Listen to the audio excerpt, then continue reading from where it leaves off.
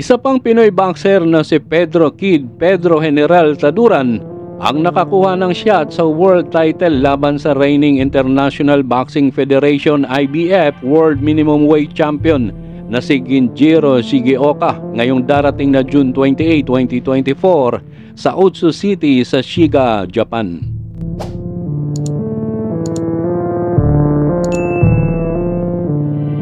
Ito ay inonunsyo ng Viva Promotions ng Brendan Gibbons, ang anak na nangungunang honcho ng MP Promotions na si Sian Gibbons sa pamamagitan ng kanilang Facebook page, Viva Promotions.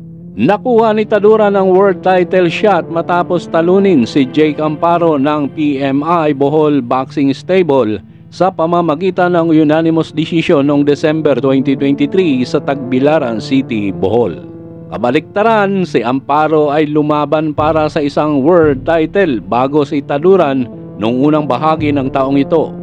Ito ay matapos mapisil ni Shigeoka si Amparo bilang huling minutong kapalit ni RR Andales sa title defense noong March 31 sa Nagoya, Japan. Natalo si Amparo sa pamamagitan ng knockout sa early round. Sa puntong ito, sa bakas ay nagkaroon na ng pagkakataon si Taduran na muling igiit ang sarili bilang isang world champion. Susubukan niyang alisin sa trono si Shigeoka at bawiin ang IBF World Minimum Weight title na minsan na niyang nahawakan noong 2019. Dalawang beses natalo si Taduran ng isa pa nating kababayan na si Rene Mark IV sa kanilang makasaysayang tunggalian sa ring.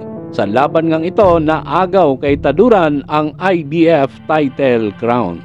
Nakabawi si Taduran, 27 anyos ng Libon Albay, at umakyat muli sa world rankings para makakuha ng world title shot nang talunin niya si Jake Amparo noong December 2023. At yun nga, mas nauna pa itong si Amparo na lumaban sa isang title match sa kanya. Si Taduran ay may 16 na panalo na may 12 knockout, 4 na talo at isang tabla sa kanyang resume. Samantala, gagawin ni Shigeoka 24 anyos ang kanyang pangalawang title defense matapos agawin ang titulo kay Cuarto noong nakaraang taon. Si Shigeoka ay walang talo sa 11 laban na may 9 na knockout. Hindi basta-basta itong makakalaban ng ating kababayan. Bagamat 5 feet lamang ang height nito, malakas itong sumuntok. Ang katunayan, 2 lamang sa kanyang mga nakakalaban ang nakaligtas sa knockout sa 11 niyang panalo. Samantalang ang tumalo kay Taduran ng 2 beses na si Rene Mark IV ay umabot lamang kay Ginjiro Shigeoka ng 9 na round. Lamang na lamang sa pustahan itong pambato ng Japan kung pagbabasihan ng kanilang mga boxing record. Dito dapat pagbutihin ng ating kababayan ang kanyang mga jab dahil lamang siya sa height na 5'4". Karamihan ng mga tinalo ni Shigeoka ay tinamaan ng mga body shot at dahil malakas nga itong Hapon, mapapaluhod ka talaga pag tinamaan ka nito sa katawan. Ang huling biktima nga nito ay si Jake Amparo na umabot ng 2 round lamang. Matagal nang uhaw sa corona ang Pilipinas pagdating sa boxing.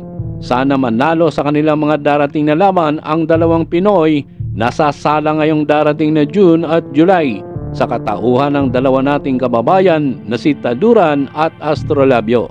Kung tutuusin, mayroon pa tayong isang kababayan na may magandang record sa flyweight division na walang talo at may 20 panalo. 14 dito ang knockouts. Siya si Dave Apolinario na tubong Sarangani, Mindanao. Balang araw ay maisasabak din ito sa mga title shot kung maaalagaan niya ang kanyang magandang record. Ang huling biktima nito ay isang Thai boxer at isang Mexican. Ang Thai boxer ay umabot lamang ng 4 na round. Sana ito na ang makakakuha ng corona na matagal nang wala ang Pilipinas pagdating sa mundo ng boxing. Hanggang dito na lang muna tayo mga ka-round 3. Maraming salamat sa patuloy ninyong panonood. Sana mag-subscribe kayo sa aking munting channel.